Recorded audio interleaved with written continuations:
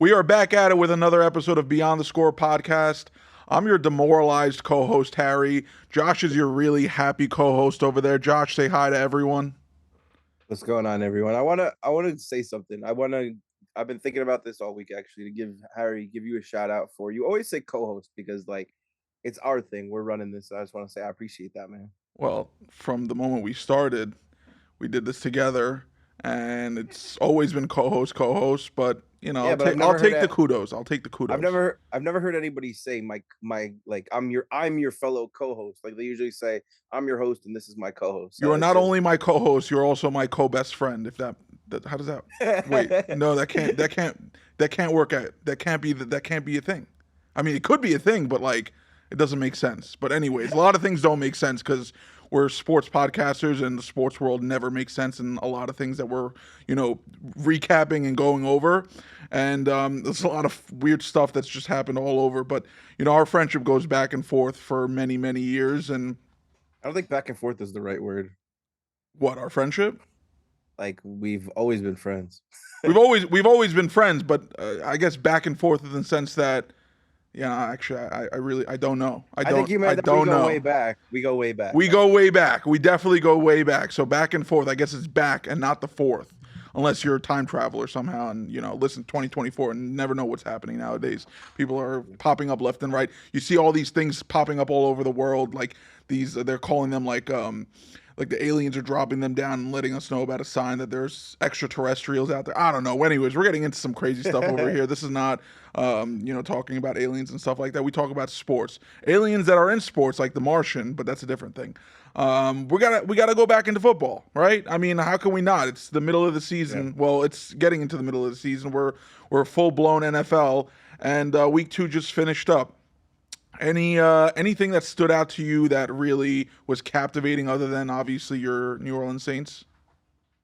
Well, I mean, I also think that with my Saints, also the Arizona Cardinals deserve some love. But I'll start off with my Saints. That I just think that it's so refreshing to be able to watch Alvin Kamara do what he's doing again.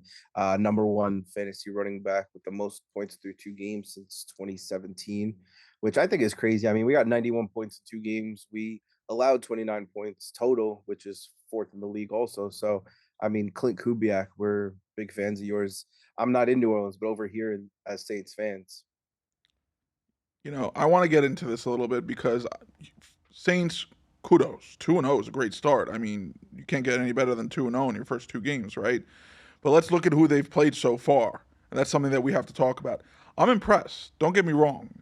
They've done what they had to do against their opponents, but they've also played teams like the worst team in the NFL, the Carolina Panthers, and the fakest team in the NFL, the Dallas Cowboys.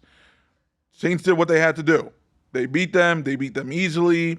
Whether or not you believed in them or not, you could have probably sided with them if you really believed that the Cowboys were a fake team. And obviously, everyone can be under the same impression that the Panthers are just absolutely horrid to watch. I mean, I can't even call them an NFL team in today's NFL because they're just so bad. Bryce Young is so bad, but Derek Carr looks great. Clint Kubiak is running that offense really well. And I mean, the Saints look like they definitely can make a run in their division, but you also have, a competitive one now. I guess, the NFC North, I'm sorry, the NFC South was never really considered such a competitive division. And then all of a sudden, you have the Tampa Bay Buccaneers 2-0, you have the Saints 2-0. And now, the Falcons just beat the Eagles last night and Monday Night Football. They're 1-1 too. And obviously, you have those That's crappy crazy. Carolina Panthers in there as well. But listen, kudos to your team. They're fantastic. They played great. Alvin Kamara looks like he's, playing prime time football. I'm just not so convinced that this is like a guarantee for the rest of the season that we're going to see this type of dominance coming from that team. I mean, you can't expect a team to put up 45 points a game. This isn't college. Like, I think that, excuse me, that to hold the Dallas Cowboys to 11 completions passing, I mean, I think that's pretty crazy for how passing heavy they are. They did move the ball a little bit when they were running, but I mean, you look at it like you didn't have them as a playoff team. Nobody was saying that the Panthers were the bottom feeders. At the beginning of the year, don't get me wrong, I was very asleep on Bryce Young since they drafted him, and not out of bias, you can see why now the Panthers are even asleep on him. They're starting Andy Dalton over him. But when it comes down to it, we really we really look at it that we're good. Actually, I think that I misspoke on a stat. Um, no, yeah. So we actually I spoke on the Saints passing stats that we only had to complete 11 passes than we ran against the Cowboys, but they actually only ran for 68 yards against us, which I think that it's really important to look at the big picture that in the NFL, um, you got to be able to move the ball in all ways. Being able to put up 91 points in 2 games, I don't care who you're playing, that's impressive. And looking at the Eagles last night, that's not a team that scares me. Looking at the Falcons last night, that's not a team that scares me.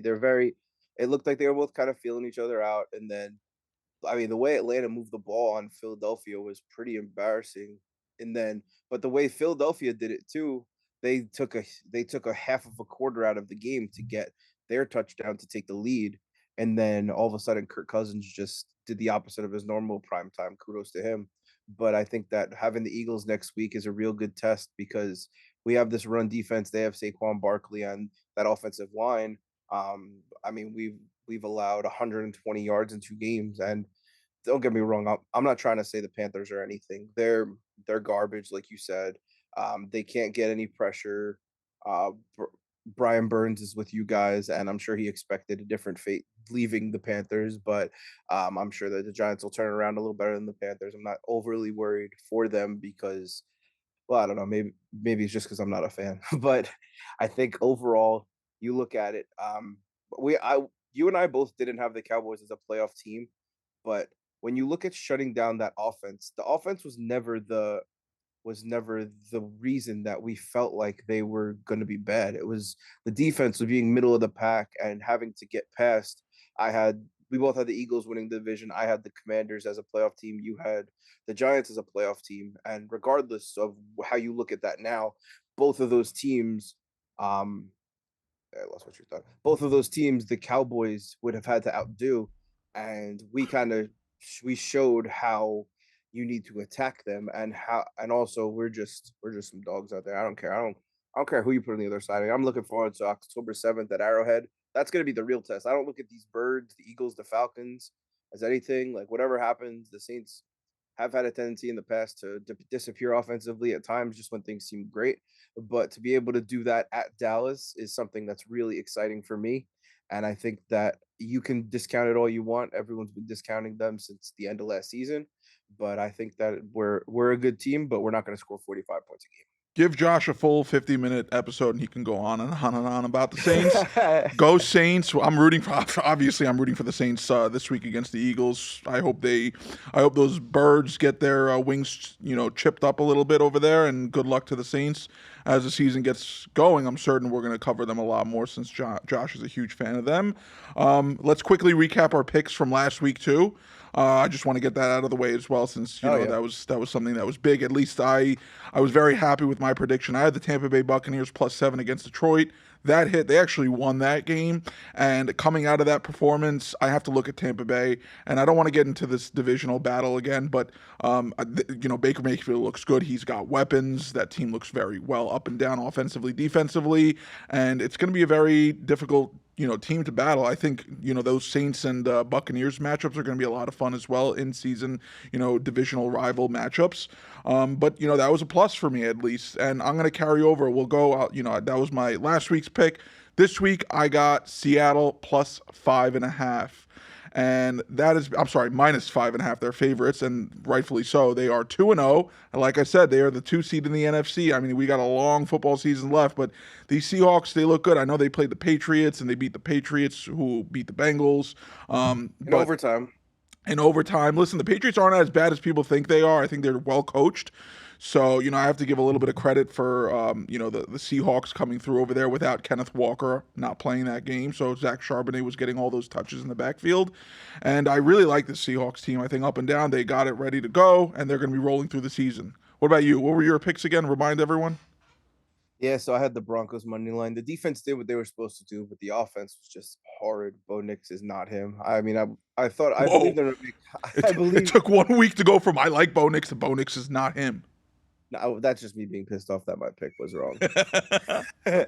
But you look at it. Before I go into that a little bit, I want to ask you: is it so blasphemous to think that there could be two playoff teams out of the NFC South now? You were thinking that that was absolutely crazy not too long ago. You know, it's still such a long season. We got 15 more games. There's still a lot to be said. I just like the way the Bucks have played. I think Baker Mayfield, he was a first overall pick in 2018 and he showed signs of greatness. Obviously in college he was great and signs of greatness with Cleveland. And then he got bounced around. Was in Carolina, was in LA, filled in for, Matthew Stafford when he went down with an injury. Finally Sure. he's found his home, right? The Bucks made the playoffs last season and the only thing you could hope for is growth. And they're 2-0. They played really well. They beat a really good Detroit Lions team who I have going to the Super Bowl. So, I Yeah. have to look at this team, and Baker Mayfield has played great both games, and he's got weapons. I mean, Mike Evans, Chris Godwin, when they're doubling Mike Evans, Chris Godwin's wide open. They have a really solid team. Rashad White's a very solid running back. And so, overall, and I also have to give love to Kate Otten. I know he hasn't been so big into the mix of things, but I think he's a very solid tight end over there Yeah. as well. For sure. But listen, is it impossible? Definitely not right now. Maybe, prior to the season starting, I would have said you're not seeing two teams out of the NFC South making it to the playoffs. But, seven teams make it to the playoffs in the NFC. I don't see a Right. reason why not. I mean, they are more likely to make two teams making it into the playoffs in the NFC East, at least in my eyes. Yeah. No, I agree with you. I think that the division looks a little stronger this year as a whole. And going back into the Broncos, the offense just wasn't there. I mean, saying Bo Nix isn't him. I mean, like I said, it's 2 games, but well, like Harry said, it's 2 games. But I mean, to not score a touchdown, I mean, I don't know. I thought that the difference would be that it would be the other way around. And I said it would be low scoring, but at home to put up that clunker, yikes, Broncos fans. I hope you don't have big expectations. I mean, they really haven't set Bo Nix up for a lot of success. I mean, he's got Cortland Sutton, and then Khalif Raymond. I mean, it's not really such a great receiving group. Doesn't really have Yeah, Josh standout. Reynolds too. Josh Not he's not Reynolds, crazy, but like he's not someone. crazy. You have Javante Williams, who I have given up on all hope. So, I think you know what it is. These rookie quarterbacks, they put a lot of pressure on them to do well right off the bat. And the truth is, it's not. It's you're playing quarterback in the NFL. It's not an easy thing to do. So you Sure. have to give them a little bit of a break. This is 2 weeks.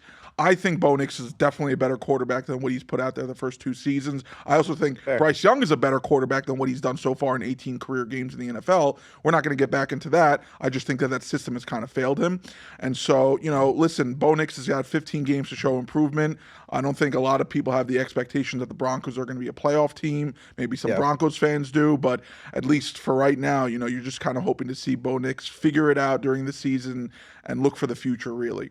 But another really young player out of this draft that's really surprised everyone this week. Well, not surprised, but I mean, maybe it was a surprise because he had 84 yards in the first half of the first quarter. Marvin Harrison Jr. I mean, wow. The Cardinals look legitimate. And let me tell you why.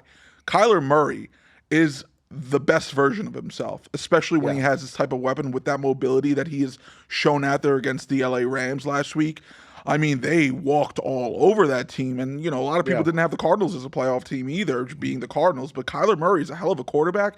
And now he's got, Marvin Harrison over there and, some other really solid weapons around him. Trey McBride is also a very good tight end as well. So, I see, the Cardinals at least being a much better team than a lot of people anticipated. He had 130 yards, Marvin Harrison, for the game, 2 touchdowns, 2 big plays in the first quarter that kind of set the tone for the rest of the game. Yeah. And Cardinals look like they could definitely threaten a lot of teams who are in the mix of things. And you play a team like Arizona, and then boom, you lose. You're like, oh my god, now your playoff expectations, they Yeah. drop. Yeah, I mean, you look at them. They kind of. It was funny that they played the Bills week 1 because after 2 weeks, that's kind of a comp that I'm seeing because I feel like offensively, both teams have great players, and defensively, they have good players, good names, but it doesn't seem like the units are going to be super strong. Like the Bills have been for a couple years in the past. Trey White, you see what he's doing on the Rams. I mean, what he did to Amon Ra, we don't have to talk about that again. But Yeah. when you look at the Cardinals, I think that their offense is second to the Saints. They have 69 points, 2 games, which is super impressive. And even with that defense being all right, they're still plus 25 on the points. So I mean, if they can keep outscore, it sounds stupid, but if they can keep outscoring like what the defense does, they'll be good enough because the defense isn't gonna. I feel like the defense isn't gonna break them, but the defense isn't going to set them up. Kyler's going to have to be this version for a full year. And I mean, so far it doesn't, I don't see a reason why they can't compete um, in that division. I mean, you're looking at Seattle as a team that's a sleeper. Before the year, I wouldn't have said this, but this might be a team I would lean on a little more than them, based on how the Seattle Patriots game went versus how these two games went. I mean, I know it's two games, it's bold, but we're in this season right now, so we got to focus on what we see. I agree with that. I mean, listen, it's still a long season. Cardinals look like a team that could easily put up. The offense is great, and it seems like it's going to be a struggle to contain that offense. So, if they're putting up 20 plus points per game every game, it's going to be a show for at least the defenses to come out there and stop them. But let's go back to your picks. I'm sorry, I kind of cut off and I went into the Cardinals a little bit. Finish up your picks because No, yeah, you're good. you last week was the Broncos. Obviously, that didn't hit. What do you got for coming up this week? Yeah, so we're going back to the Saints. We're going Saints over 25.5 points. I think that this is low based on their 91 points in two games and watching Bijan Robinson run all over them. The Saints offensive line looks athletic. They look strong. They look ready for whatever. And the Eagles have allowed 315 yards rushing in two games, and the Saints have ran for 370 in two games. So I think it'll be a game that the Saints win in the trenches. I mean, Jalen Hurts, he's a good player, but I don't think that he's going to have that sort of comfort against us. I think that we're a little more of a hawking team that's going to make him make decisions faster before the fourth quarter, where it's not going to be an interception at the end of the game. It's going to be something the Saints go up 7-0, or it's 7-7, and then the turnover early, and then we make them pay. I think, and then it's about if we can hold on, if we're going to win the game. But in terms of the points, I expect 25.5 to be not easy, but us to be closer to 30. I think the line's low. Well, lock that in. Saints plus 25, over 25 and a half, and Seattle minus 5.5. AJ Brown didn't play this yesterday on Monday Night Football, so that definitely probably affected the offense a little bit. And True. so I don't know if it's going to make such a big change. I think it'll be a great matchup regardless. I would have thought it would have been more of a high scoring game, but Yeah, we'll see what happens overall, and we'll bring you guys the picks, review them next week, and go over next week's picks at the same time. Um, absolutely. do we have anything else we're going to cover? Oh, yes, we do. We got a little bit, just finishing up quick recaps that, were upsets and somewhat disappointments that have happened this week in the NFL world. The Vikings, they beat the Niners. Looks like Sam Darnold is legitimate. Raiders beat the Ravens. Ravens fall to 0-2. It's going to be a tough uphill battle for them coming up the season. Bengals are also 0-2. But you know what? That last game, the Bengals outplayed the Chiefs easily, and it's unfortunate that they had a crap call at the end of that game that kind of cost them Crap that win. call. Dude jumped on his back. What are you talking about? Listen, I pass interference? I don't think so. I don't think so. There's no way that's a pass interference call in my If opinion. if the ball is here and it hits the guy who jumps on your back in the head, it's a catchable ball. I think everyone just doesn't like the Chiefs, and a lot of times they have Doesn't gotten like the calls, but Chiefs. They're basically America's team now with Taylor Swift on there and Travis Kelce. Everyone loves the Chiefs. Everyone gives them all the that's benefit of the that's benefit of that's the the doubt media. calls. That's the media presenting it. But when you talk to football people, they're always bitter about the Chiefs. I think it was a It's like soft call, personally. it's I like mean, I don't think the contact just because he was on his back. I don't think he was like falling on his back. I think that just was something that was you have probably to get one of you those have where they to could have let that go. if he was able to jump if he was able to get off the ground, fine. But he when he went to jump, the guy was on top of him. He could not lift his arms. I think it's a bad His arms were up. He was trying to make a play on the ball.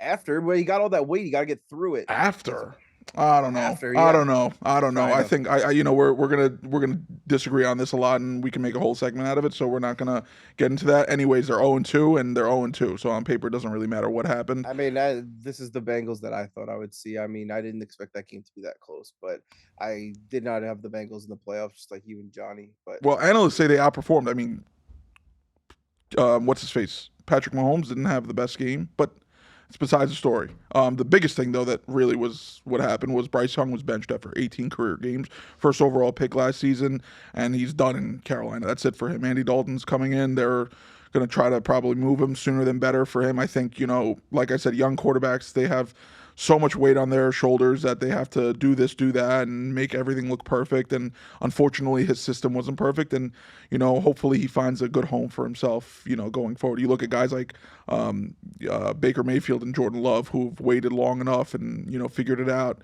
in different paths, but longer than expected. And I don't see why Bryce Young, if he puts in the work and finds a new home, go from there. Yeah, I mean, shout out to Kraus. He was telling me about before the year how this guy Canales was supposed to be able to unlock him like he unlocked Baker Mayfield and like guys and Geno Smith, which those are two very good reclamation projects. But I think with Bryce Young, I think that Bryce Young did not have Mike Evans and Chris Godwin and that offensive line. So you could give Baker that a little bit, but Baker's definitely a better player. But in terms of Bryce Young too, just for me, it was never the eye test. He was never the guy. He was never bad, but I just didn't think he was number one. I didn't even think I don't know. I didn't think he was to be that high to be over CJ Stroud. And I've been saying that for a while. I know it sounds like, oh, you didn't say that at the time. Yeah, I did. Well, front offices get decisions wrong a lot of times, For sure. and we see that a lot. And so he's not. If he goes down as a bust, he won't be the first to ever bust, especially Yeah. first overall. So we wish him the best, but the truth is, Yeah. it's done for him in Carolina, and we move on from that. Well, But there well, was I don't think that I don't mean to cut you off. I don't think it's done for him. I think kudos to them for not throwing the season away when they can bring in a veteran to try and right the ship. And Bryce Young can learn from watching the veteran play, watching how he sees things in the same offense, and seeing if maybe later in the year, if Dalton goes to a team that has an injury or whatever, then he could come in and try again. I think there's probably still 2.5 years left on his deal. I don't think they're done with him, but I think that it's just right now it's time to try and save this season before you have to just get reps again. It's too early to be just getting reps and getting embarrassed. considering the way they've taken the steps with Bryce Young, I don't think he's going to have another snap in Carolina ever again. And they're not going to Interesting. trade Andy Dalton to a team. He's their starting quarterback right now. They're not going to move him to say, "Oh, we'll bring in Bryce Young for the rest of the season." At least, I mean, this season he's not going to play unless Andy Yeah, Dalton goes down next week and he can't finish the game, and then you got to put Bryce Young into the game. But right. without injury concern, the way they've handled the Bryce Young situation in Carolina internally, I don't believe they feel like he's their quarterback anymore. Yeah, And that's so, fair. they're going to look at the future in the draft. They're going to see these guys like Arch Manning coming in there, and they're going to say, listen, we're bad enough where we're going to have the first pick again and redo this whole entire thing. And then what do, right? You have Bryce Young and you have this other guy. No, it's never going to happen. They're going to probably, the sooner they can move him to a system that might say, oh, we'll take a chance on him, maybe give you a fourth round pick for the guy, maybe a third round pick if you're lucky enough somehow. I don't know if any team's going to give a third round pick right now for a backup quarterback. But Mhm. the truth is, I mean, he started from day one. Yeah, He's under 3 head coaches. He hasn't had a fluid offense. He hasn't had the right people around him. I think this organization has given up on him. I think he's lost all his confidence in believing in not only himself, at least at the moment, but in knowing that he's got a competent team around him as well. I mean, he's looked so bad out there that first overall pick was where he went. Obviously, he shouldn't have been in Carolina at this point. Is they're trying to rewrite whatever they're going to be able to rewrite. Obviously, injury happens to Andy Dalton, he's going to play. But I don't right. see any legitimate reason why they're going to insert Bryce Young back. They wouldn't if they were going to do this. And keep him, they'd wait another couple of weeks. They'd wait and say, all right, keep trying. And if we really can, if our season's really over with by week 4, week 5, we'll bench you and then we'll keep you towards the end of the season and maybe play you again if things start picking up or keep you for the next season. Yeah, It just, and like you said, right, you're not even high up on Bryce Young himself. You didn't think he should have been the first overall pick. Maybe the Carolina Panthers are figuring this out now and they're like, he's not sure, our guy. And so if he's not their sure. guy, he's not going to play again. They're going to try to keep him off the sidelines and trade him away to a team that's going to give any asset possible to the Panthers. Yeah, true. Like a fourth or fifth round pick to save the $10 million, I guess, too. Yeah, whatever it is. I mean, listen, there could be a team out there, and I was mentioning this to my Giants friends. I was like, I wouldn't be opposed to a Bryce Young for Daniel Jones trade. I mean, it's far fetched in certain ways because Daniel Jones is getting paid a Mm, lot of money. Bryce Young's on a rookie contract, but why would the Carolina Panthers take Daniel Jones? Do they really think that he is way better than Bryce Young to pay him, the remainder of the season and have the decision on paying him next season? So, it's I would be for it. As someone who was a big Daniel Jones supporter, I would take the pay cut of a quarterback and see if Brian Dable can figure it out with this guy and go from there. Sure. I don't think that's unreasonable, and I think that what I was saying that they would trade Dalton is that if the defense looks the way it's looked, then Andy Dalton can't play both sides of the ball. That they would, if he gets the offense going a little bit, but the defense still lets them down and all that. I think that that's something that might be considered. Andy Dalton is a backup quarterback in the NFL for the rest of his career. And Yeah, so whoever it is, it doesn't matter if it's Andy Dalton or you go and get another backup. I'm just throwing out a name just to make it easy right now. Tyrod Taylor. It doesn't matter who your backup quarterback is. They're not your franchise quarterback. You don't care about what the other defense is going to do because you're bad. You're starting your backup quarterback because your starting quarterback, who was your first overall pick, couldn't get it done. So now you're going to insert, the 34, 35-year-old veteran who's now going to go and get it done. It's obvious they can't expect that their game is going to get so much more elevated. The defense isn't going to. The defense is horrible, and it's forcing a lot of mistakes to happen on both sides of the field. Regardless of who the quarterback is in Carolina this season, it doesn't matter. 31 other backups if they traded for them, or go find someone on practice squad, or go find someone who's sitting on their couch right now waiting to get a job. It doesn't matter. Andy Dalton's probably their best bet because he was their quarterback last season, yeah. at least knows the system, and can at least probably get them through the season without as much disaster as what has happened so far the first two games. Yeah, and I think that besides the Giants, the Raiders are a good fit too because I know you got Minshew, who is he's kind of a Dalton shell to me, where if you can get a guy like that with Antonio Pierce, who knows his defense, gets him in good positions, you never know. Well, Minshew's starting right now, so I don't know if the Raiders, especially after beating the Ravens last week, that they're going to be inclined to move him. No, Aiden not O'Connell. trading him. I meant getting Bryce to back him up, and then Oh, yeah. Well, having both options. Maybe it next matters on how offseason. much they feel on Aiden O'Connell, but I guess after this preseason, they don't feel very high on Aiden as well Yeah, because exactly. they didn't start him. But a lot of crap things happen every single week in football. We'll bring you guys some more upsets that happened last week. Let's get into. I mean, we can talk about some of our early MVP predictions. Get through this real quick. Josh, you want to start off with your MVP of the season so far? Yeah, I mean, you could look at it that it's weird to me because you look at guys like you can't look at you don't look at Alvin Kamara and say MVP. You don't look at like Derek Carr because the Saints are just a unit. Like our offense is insane, and right now, but so when I think of I feel like it was something that I tried to think of like a Saints guy to justify it. But I mean, I still like the way Lamar played week one. I know they've lost two games.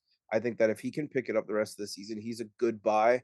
But obviously, when you look at Mahomes, I know that you said he didn't play well last week, but it's kind of you look at that award, it's someone has to outdo him. And if the Bills make the playoffs, which I didn't have, I don't remember if you had or not, but if they do that, then that's going to be something that Josh Allen's going to be able to consider as he's able to potentially jump Mahomes. What do you think? I mean, it's tough, right? And your performance is what you've done so far is really going to dictate if you're going to be able to lock it in. I really don't think after the first 2 weeks I can give it to Lamar. I'm more inclined to give it to Josh Allen. I think he's played some really good football, and he was rated the most overrated quarterback amongst the 32 NFL teams, which I thought was one of the craziest things I ever heard.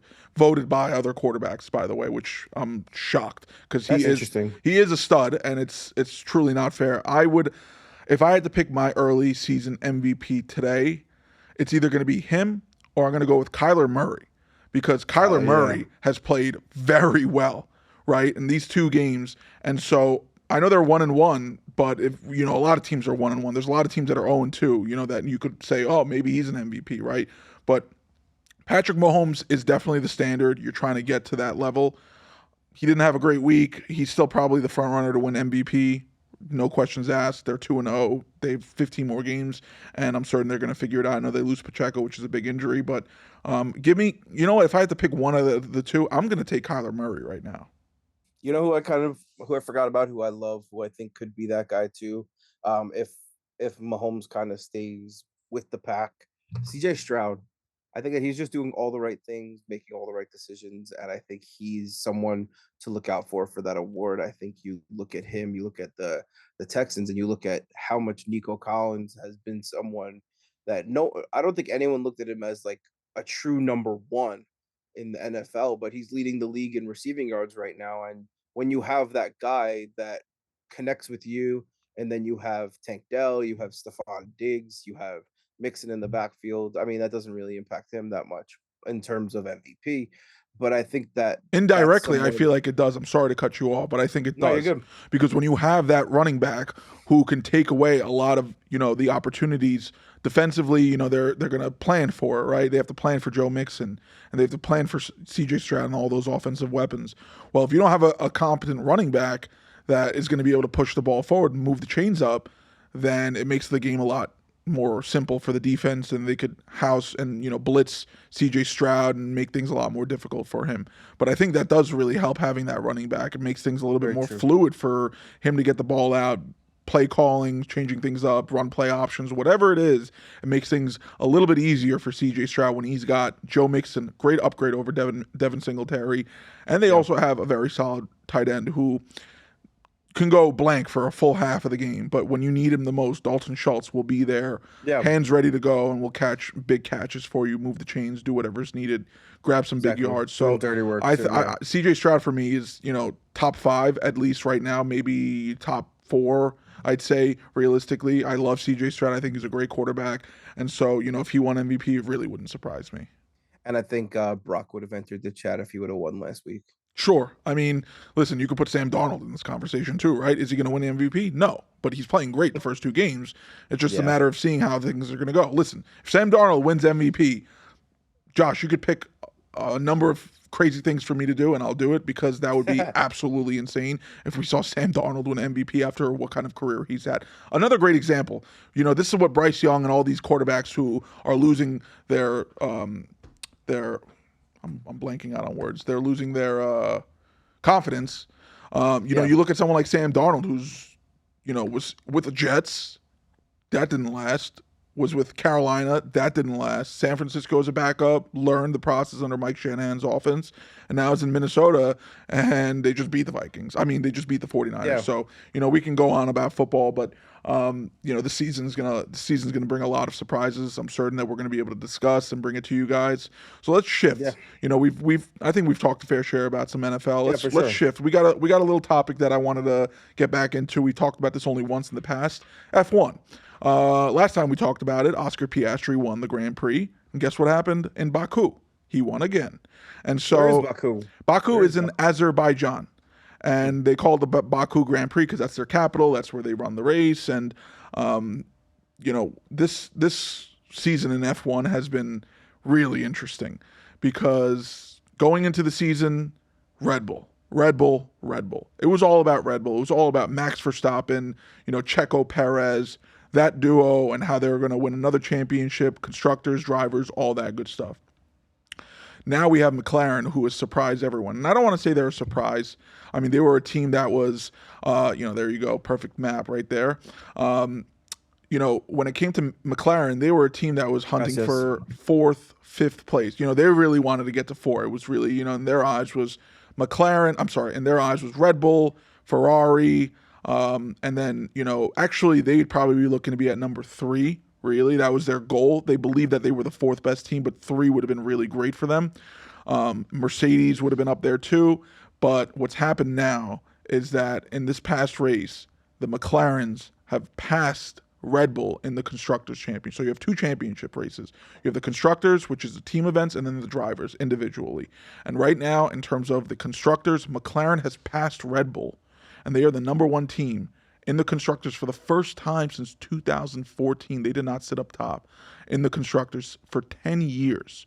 And if you're a McLaren driver, team principal, you can't expect it. You couldn't have expected this. And I mean, great for them. Oscar Piastri, he is an incredible driver. Lando Norris, incredible driver. They have probably right now the best 1-2 punch. I'm not saying they have the best driver, but the gap between 1 and 2 is way better than any other teams out there with their 2 drivers.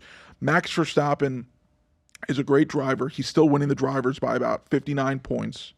Lando's right behind him, but it's getting closer. That gap is cutting. Lando Norris is right there, and he is striving to beat Max Verstappen and be a driver's champion. I mean, this would be huge, and it's all about money, right? And I know, Josh, you're not into the whole thing when it comes to F1, but the truth is, the higher you are in terms of the teams, the more you're going to get in funding, the more you're going to get from outside money coming into your team, help you build That's a what I was better going to car ask for every you. single year. Because every year you build a new car. You can't put the same car out there every year, right? Yeah. So every year you build out a new car, you need money, you need funds, you need outside money, endorsements, everything to come in to make it all happen. Well, guess what? McLaren is going to be cashing the checks left and right because they have set themselves up to be a competitive team for the next 10 years with these two drivers. That organization, I mean, it's the McLarens. Everyone knows the brand name of the car, and the McLaren is the McLaren, right? Red Bull doesn't make cars. They have a Honda powered engine in that car, but they built a great car. It works. You know, Christian Horner is their team principal. He's a great team principal. I know there's a lot of scrutiny around him and his personal endeavors, but and of course having Max Verstappen helps a lot too. He's the best driver on the grid, but this is just a magical scenario to happen. And I think a lot of F1 fans who have been watching the last 3 years, seeing Red Bull take off, Max Verstappen win, and it wasn't close. I mean, last season, Max Verstappen won every single race except for one. Carlos Sainz of the Ferrari team, they won one. And this year, it's been a lot more of a mix. You've seen Oscar Piastri, Lando Norris, Charles Leclerc in Ferrari, obviously Verstappen win. So it's been a lot more of a group effort, and it's made F1 way more competitive. And now with the last few races remaining, this is just going to be something to see. If Lando Norris can catch up and beat Verstappen, whoo-wee, this is going to be a completely different grid for next season. That's what I wanted to ask you. When you say for them to be shooting for fourth, shooting for fifth, shooting for third, what are the sort of gaps in compensation when I know you had told me that the number one team gets $1 billion, right? No, I There's don't. $1 billion all through everyone. I don't know. I mean, just it doesn't sound proper because the truth is they get funding from their own way. It's not like there's a prize pool, where they're like, all Oh, I right, the see. F1 gets the number one. No, it's your own brand. It's like, think about it, and the perfect aspect would be, it's not really the perfect aspect, but think about baseball, right? You don't have, all these teams have their own pockets, right? The Oakland A's and the New York Yankees have completely different pockets, right? The Yankees can spend, Oakland cannot. Ferrari can spend. They're the Ferraris. And then you have the lower class teams like the Williams Racing and Alpine Racing, who are much smaller teams. They don't have this resources to be able to spend and compete. But if they put together a good enough car and they're able to compete, and there's 10 teams, right? If you're able to get into at least the middle of the pack, if you're a lower team, great. Now if you're a middle team and you could kind of bunch up into the top three, well, then you're set because it's really the top three is very important. If you can get into the top three in the standings, then you're considered one of the elite teams. You're going to get people who are going to want to invest. They're going to want to be able to endorse. They're going to be able to, give sponsorships. And you see a lot more sponsors for the Ferraris and the Red Bulls and Mercedes and all those guys versus Williams Racing and, RB Racing. And a lot of teams are second. They're the second team to some of these major teams, but they're their own separate team. They have their own separate tools and resources to get the job done, put the best car on the grid out there. But you obviously want to finish higher because you know that the money is going to come in. You know that people are going to want to invest in Ferrari if the Ferraris are constantly winning. They're going 1 and 2, or the Red Bulls, or the McLarens, whatever it is. And so it's really about the higher you rank, the more money you can expect to come into your doors. That makes sense. So we got 7 more races remaining. And we're probably not going to get too much into the last 7 matches that are 7 races that are left. But once we have a champion that's locked in, we'll give you guys a little snippet. Here's a constructors. It's locked in because it could happen at any point, right? Doesn't take all 7 races. It could happen by the next couple of races as long as the points are there, and it's 370 points is needed to lock up at least the drivers. And so we'll see what happens, and we'll bring it to you guys when that does happen. We do have some other things to get into, as F1 is something that I love. I could rant on about it just like the Josh could rant on about the Saints. We're going to move on so we could save some time. Why don't we get into some college football, right? I mean, Sounds we're good. heading into the 4th week of college football, and there's been some crazy things, right? What in the world has happened to FSU, man?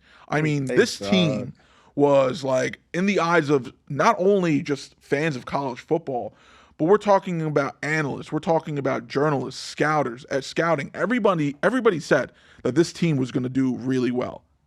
They're 0-3. Do you know what they've been outscored so far this season? 139-19. That's Oh, I mean, that's that is disgusting. that is actually remove that.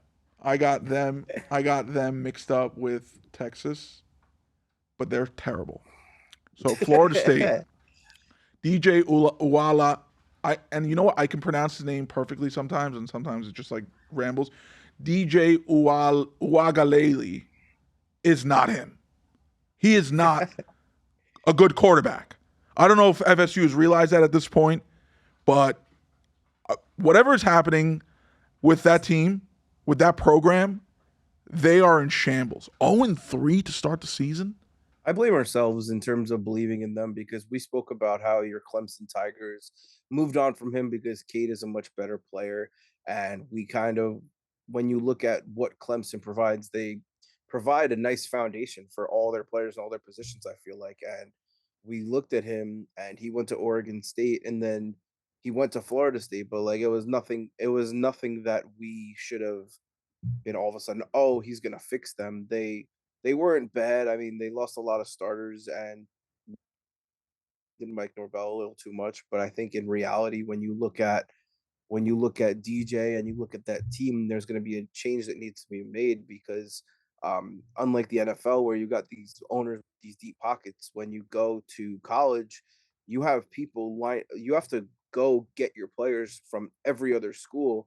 And I know that obviously in the NFL you have to do that once free agency comes, but you start with the draft. In college, it's a free for all, and they're gashed. They're losing blood quickly, and I think that they really need to fix this because to go from complaining about belonging in the college football playoff, which maybe they did, but to being 0-3 and the only team in the ACC without a win of any kind, granted 2 games, the only team that's played 2 games in conference, but still I think that it's something that it really needs to be considered that they need to be able to attract players. Otherwise, this is going to be something that either costs the coach's job or costs them their status.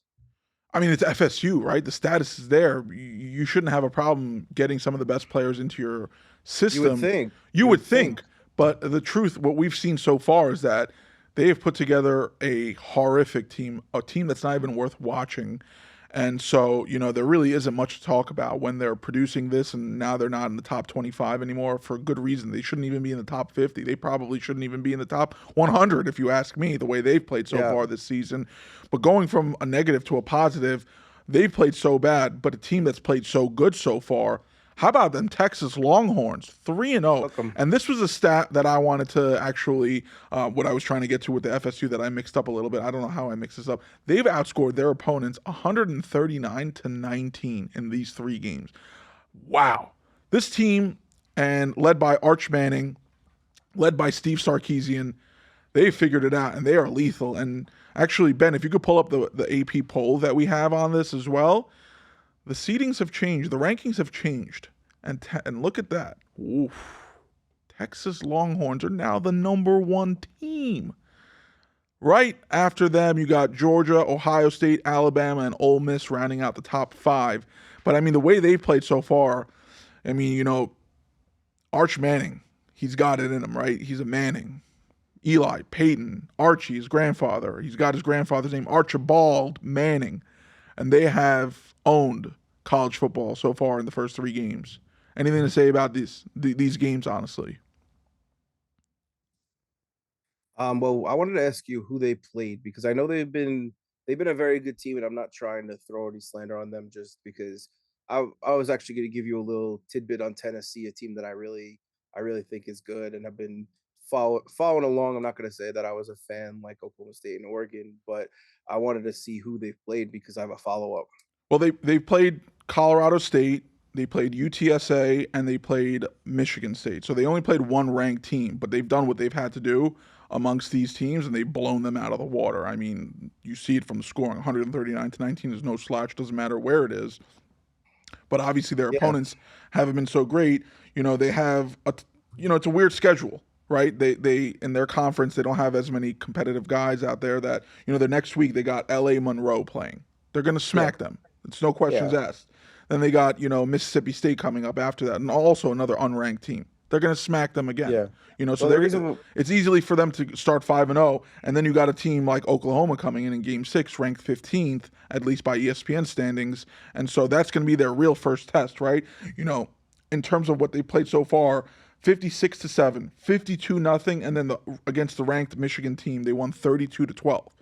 So now right? you're playing the ranked Oklahoma. Well, we'll see where they're going to be ranked by that point. But let's say they're in that 12 to 17 range in terms of ranking. That's going to be one of their real tests to see how good of a team they actually are. But I mean, the way what they've done so far with these huge performances, they are, in my opinion, the best team right now, at least. Yeah, I mean, the reason why I wanted to talk about that is because Tennessee is outscoring their opponents 191-13 in 3 games, including a ranked one in there too. And it's not to take away from the Texas. It's not. It's just it's actually a point I had prepared. Just how, and when I saw them right under, I felt like it was a perfect segue to tie them together. How fun a matchup between these two teams would be. I mean, now that Texas is in the SEC, I believe that I'm actually checking the schedule to see if they're on each other's schedule. They're not on each other's schedule, but they're two teams that could be on a crash course in the playoff to face off. And I think that'd be so fun to watch because they're both so electric, but they can hold it down on defense. Tennessee has that same Oklahoma team as their first test next week. So they're ranked number 6 right now.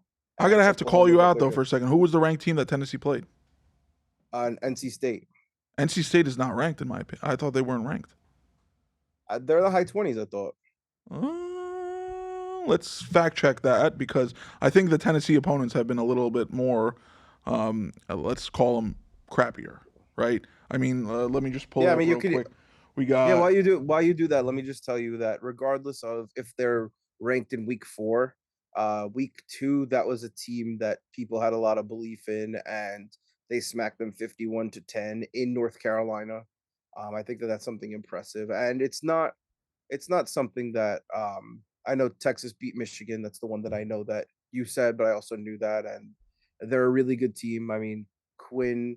That when the Quinn went down, Arch picked up and without a trace, without a hitch, rather. But I think overall that Texas and Tennessee, I think that they've proven that they're going to put up a lot of points and they're going to play hard defense. well, it'll be good to see this week, right? Tennessee's playing Oklahoma. Let's see how Yeah, that turns out. If Tennessee smacks them left and right, you could expect they're going to climb up the rankings as well. And so, I mean, yeah. if we could see a college playoff that consists of Texas and Tennessee going at it, that'll be a lot of fun. Totally agree. I would love to see that. And Texas is, I'm not trying to take anything away from the Longhorns. I think that they play a great brand of football for a very long time, and there's no reason why them and Georgia shouldn't be the two favorites. Tennessee, they're I'd say like if there's a 1 tier, they'd be in a 1B tier because I think this Oklahoma game is a great test to potentially bring them into that tier because Oklahoma has a really good defense, but I think overall you could look at Texas and Georgia as the teams to beat right now. Well, there you got two ranked teams going at it, right? You got Texas and you got who are we? Tennessee and I'm sorry, Oklahoma. Oklahoma, and two really good teams, and that's gonna be a fun one to catch. I think that's happening Friday, right? Friday, Saturday, Yeah. Saturday game. Uh, yeah, Saturday. So we'll bring you guys a recap of that as well. But let's finish off real quick. This one's gonna be fun for us because it's gonna be our little rivalry that we have, Devils Islanders. We gotta figure this out. I Ben, I am so excited. when are we going up to get this done in studio so we could record an episode at either Prudential or we can record one at UBS? We got to get something going. Yeah, I like that idea. I don't know yet. Well, we gotta find some dates. And do you guys have the dates when they're versing each other? Well, they got a couple of preseason games that are coming up at the end of this month. We're obviously not going to be able to go to those, which actually probably would have been a good idea if we could have figured it out logistically We can do speaking. that next time. Yeah, they got October 25th and April 13th that they're going to be playing off against each other. We could keep it for the April game and then see if the teams are competitive, and that could get a little bit more gruesome if you ask me. I think that one would be a lot of fun if, the Islanders and the Devils, which, both franchises have high hopes for this season. And so if they can hit those marks and they could be, good playoff teams, In April, it's going to be a really fun game. What do you guys think? Should we figure out how we can make this happen? Yeah, I that think we sounds. should make it happen. I think we should also get some followers, some listeners involved. Wear your best gear of Give us your favorite thoughts. What do you team. guys think if we did something like this? We took an episode and we went to one of these arenas and we did it from there and gave you guys a live scoop about game by game broadcast, basically, in our recaps. Absolutely. I think it'd be pretty cool. All right, so we're going to figure this out logistically. April seems like it's going to be the better one anyways. October's coming up too soon, and we got some other things that are going to be brewing. So April seems like we're going to be able to figure that out. Unfortunately, we don't have any other rivalries. We're both Yankee fans. He likes Saints. I like the Giants. It's not a rivalry. And They do play in December in New York. They do play this season. I mean, I don't really think I want to go see my team get smacked around left and right. And the last time I went to a December game in MetLife, my ears almost fell off because it was so cold. And what about the last time we went to a Giant Seats game at MetLife? the last time we went to the Giants Saints game at MetLife, I put my head down after the probably second quarter, went down like this, and I said, "That's it." I don't think we even scored a touchdown. Oh, we might have scored a touchdown, but it was still crap. I mean, oh my god, I don't even think did Drew Brees play that game? No, who was the starting quarterback for the Saints? No, game? I thought Jameis Winston. I thought it was a big Taysom Hill game. It might have been. It might have been because I don't remember seeing Drew Brees out there. I don't know if it was an injury. I don't remember because that was a while ago. That was years ago, right? 20. Yeah, I don't think he played 18. though. Whatever. Anyways, I remember wearing my Saquon Barkley jersey at that time, which now is in the garbage someplace in the dumpster hole. But yeah, so we don't talk about that anymore. But yeah, so Devils Islanders, that seems like it's going to be the best one. You guys can really see our enthusiasm and our competitive nature when it comes to our teams going at it. That'll be a fun one. Josh and I haven't really had an opportunity to like this either, so it'll be real raw footage for all our fans to see how that's going to end up going out. So, listen, guys. We have so much fun doing this on a weekly basis. This is probably one of the best times of my schedule, my busy schedules.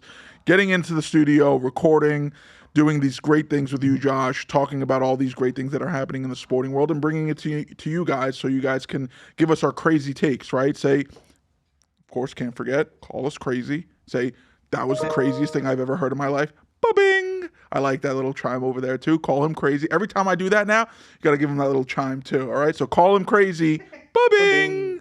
And then, it's truth, right? I love it. I love it when someone says to me on the comments, they go, "What a crazy and ridiculous take. Like, who would have thought of that? Me. That's who." Right? I love it. Yeah. But I think I looked it up, and the reason why we didn't think about Drew Brees playing, which he did, it was September 30th, 2018. And the reason why we didn't remember is because it was the Alvin Kamara show. He had 3 touchdowns. Oh, thanks for reminding me. But you did score a touchdown in the fourth quarter. Oh, good to know. A little garbage time touchdown. I appreciate your checking on that too. We don't have to talk about, we don't have to, Every we don't time. have to talk about who scored though. No, we're not going to get into that. I don't even want to discuss how that game. Oh my God, that was the last time I saw Eli Manning. Can you believe that? I miss That's him. crazy. I miss him. When I go to bed at night, tears come down my eyes, reminiscing back to when we had Eli Manning. And Are you like that meme? And now I wake up, and I see Daniel fucking Jones. I had to say it. I can't deal with it. I just can't. It stresses me out. Anyways, we're going to move on. We're going to say our goodbyes because we got to wrap this one up. We got some great stuff that's going to be coming next week as well. So please stay tuned for our episode next week. Josh, remind everyone where they're supposed to be watching this stuff because I keep forgetting. This is Apple, Podcast, Spotify. Apple Podcast, Spotify, YouTube. Hit us on Instagram with those comments, with the voice memos and the DMs so we could play you on the show. Just follow along. Thank you for always coming out. Thank you for showing love. Thank you for listening, and we'll see you next week. Thank you, guys. As always, you thought I forgot, but I did not. We're in South Florida, even though now we're getting into September. It's not as bad out, but our famous yogiism, it ain't the heat, it's the humidity. Thank you, guys. Tune in for another episode next week on Beyond the Score podcast.